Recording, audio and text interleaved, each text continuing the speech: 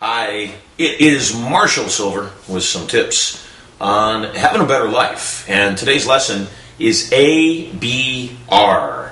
Always be reading, nonstop. Always be learning, always be reading. And I've got a new author that I'm really digging on. His name is Michael Gelb, G-E-L-B.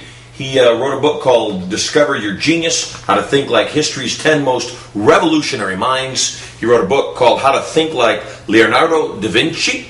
And these are brand new. I haven't read these yet. I'll tell you the one that set me off, though, was a book that was given to me while we were at Greenfield Village, and it's called Innovate Like Edison, the Success System of America's Greatest Inventor. And it's just amazing. So always be reading. And when you find something you like, obviously read more from that author. Wanted to give you another lesson, too, in how to pull the information out of the book. A lot of times when people are reading, and by the way, I read a little bit of fiction, not a ton. Mostly I read material designed to help fill up my brain with new ideas and new things to help me be and do more. A lot of times when people read, they'll take a highlighter and they'll highlight in the pages of the book.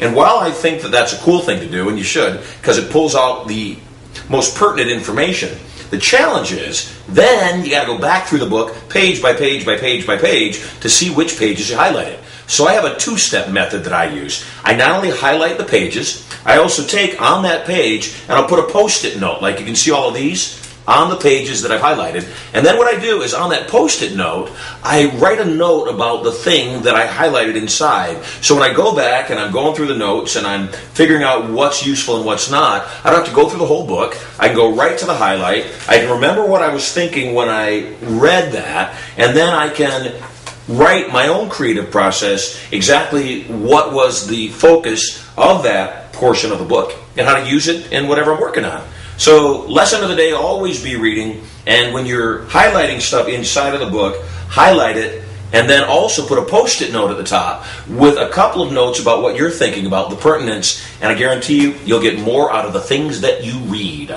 I'm Marshall Sylver. You're awesome, and I'm excited to keep filling up your brain. So, do me a favor. Put a highlight on me and then a post-it note right here, and remember to come back. See you soon.